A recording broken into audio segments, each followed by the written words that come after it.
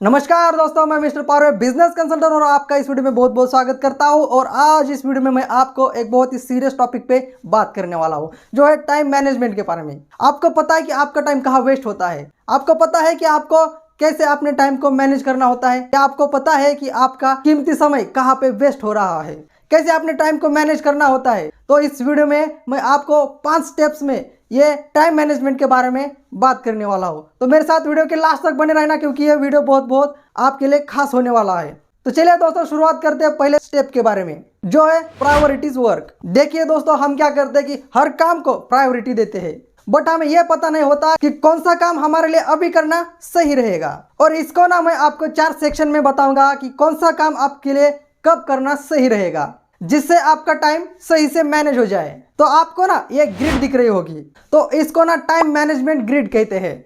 और इसको मैं 4 सेक्शन में डिवाइड करता हूँ, नंबर 1, नंबर 2, नंबर 3 और नंबर 4। जरा ध्यान से इस टाइम मैनेजमेंट ग्रिड को देखिएगा और समझिएगा, ये गेम चेंजर ग्रिड है। तो सबसे पहले सेक्शन में आता है अर्जेंट एंड इम्पोर्टेंट, यानी ऐसा काम जो आपको इम्पोर्टेंट भी है और अर्जेंट भी है।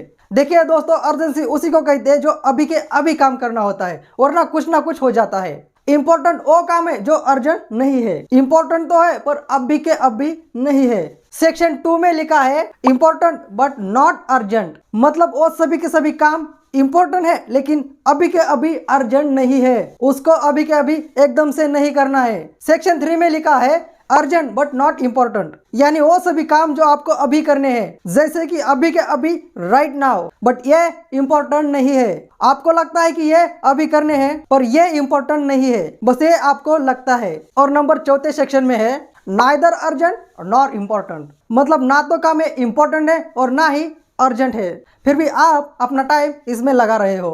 अगर आप ऐसा कर रहे हो सेक्शन 4 में, कोई भी आपके जिंदगी में अगर वो आते हैं सेक्शन 4 में, तो समझेगा कि आप अपना टाइम वेस्ट कर रहे हो। क्लियरली सेक्शन 3 में अर्जेंट बट नॉट इम्पोर्टेंट, ये सारा का सारा आपका डिस्ट्रैक्शन है। आपको लगता है कि ये अभी अर्जेंट है पर वो काम इम्पोर्टेंट नहीं है, वो डिस्ट्रैक्शन है। आप अपने डिस्ट्रैक्शन को बाहर निकालिए अपने जिंदगी से। Section 2 important but not urgent.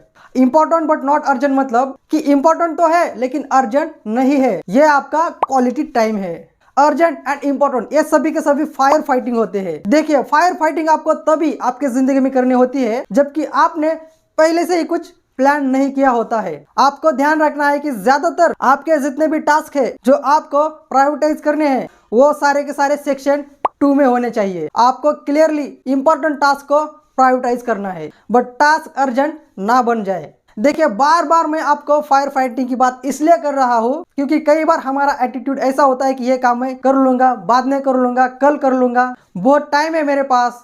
ध्यान रखना है आपको इस बात का कि जो भी टास्क आपका इंपॉर्टेंट है, अगर आप उसको डिले करते हो तो वही इंपॉर्टेंट टास्क आगे चल के अर्जेंट बन जाता है। टास्क को अर्जेंट नहीं बनने देना है आपको, इंपॉर्टेंट टास्क को आपको समय पे करना है। दूसरा स्टेप है हमारा क्रिएट अ शेड्यूल। ऑलरेडी बहुत सारे लोग इसका इस्तेमाल करते हैं। क्या आपने भी आपका अगले 1 महीने तक का कैलेंडर शेड्यूल किया है? तो ये देखिए, ये है गूगल कैलेंडर। इसका आप इस्तेमाल कर सकते हैं कि कौन से दिन आपको क्या करना है, कि कब पढ़ाई करनी है, कब खेलने जाना है, कि कब कॉलेज के प्रोजेक्ट को करना है, कब होमवर्क करना है। जो भी आपका दिनचर्या है आप उसको कैलेंडर पर शेड्यूल कर दीजिए और उसे पूरे डिसिप्लिन के साथ फॉलो करिए। जो सबसे ज्यादा इनक्रेडिबल लोग होते हैं, जो टाइम को अच्छे से समझते हैं, वो शेड्यूल बनाते हैं। और उसका अच्छा सबसे पावरफुल टूल है गूगल कैलेंडर, जो फ्री भी है। अब बारी आती है तीसरे स्टेप्स की, जो है सेटअप डेडलाइन। यानी जो भी काम आपको अचीव करना है ना, उसको आप एक डेडलाइन दीजिए। अगर आपने उस काम को डेडलाइन नहीं दी तो एब्सोल्युटली वो काम आपका अचीव नहीं हो पाएगा। इस बात को याद रखिएगा। चौथा स्टेप है स्टार्ट अर्ली। बहुत सारे लोग भी ना कब उठना है, कब सोना है, उनका कुछ टाइम टेबल ही नहीं रहता। उनको ये बातें पता ही नहीं होती। कुछ लोग सोशल मीडिया पे व्यस्त है, तो कुछ लोग मोबाइल पे गेम खेलने में व्यस्त है, और कुछ लोग अपना ऐसे ही टाइम स्पेंड कर देते हैं। उनको ये पता नहीं होता कि उनका कीमती समय कहाँ जा रहा है। तो आप स्टार्ट अर्ली, यानी कि 5 बजे से आपका दिन शुरू होना चाहिए। चाहे वो एक्सरसाइज के साथ हो, चाहे आप कुछ पढ़ाई के साथ कर सकते हैं।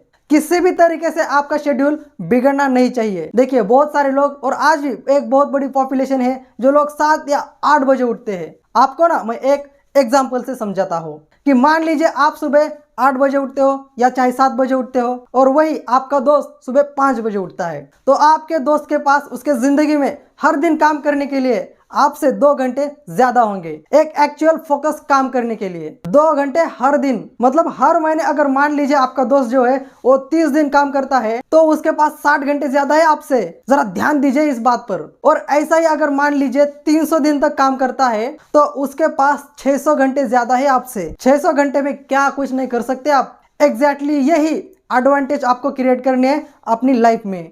उसके बाद 5वां स्टेप है रिमूव टाइम वेस्टर। यह भी बहुत ही ज्यादा इंपॉर्टेंट स्टेप है। देखिए टाइम कैसे मैनेज करना है इसको फिर भी समझना बहुत आसान है, पर सबसे क्रिटिकल बात समझने की है रिमूव टाइम वेस्टर की।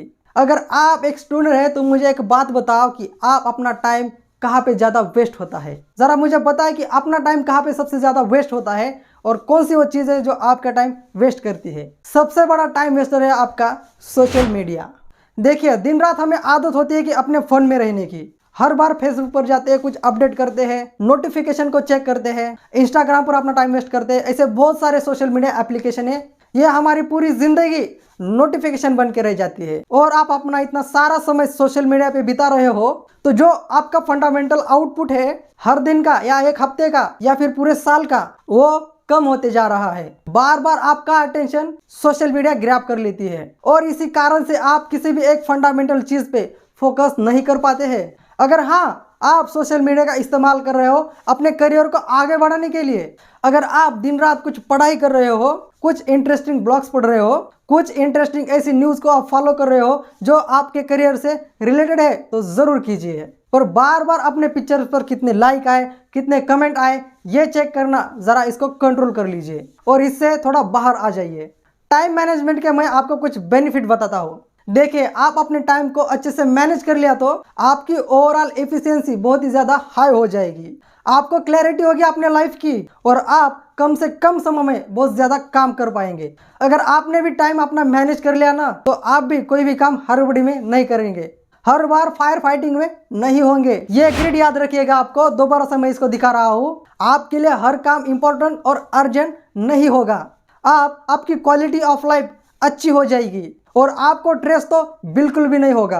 आप बहुत ही ज़्यादा शांति से और तसल्ली से काम कर पाएंगे। अगर आपने भी टाइम मैनेजमेंट करना सीख लिया तो आपका भी कॉन्फिडेंस बहुत ही ज़्यादा हाई हो जाएगा। तो चलिए दोस्तों, ये वीडियो आपको अच्छी लगी होगी।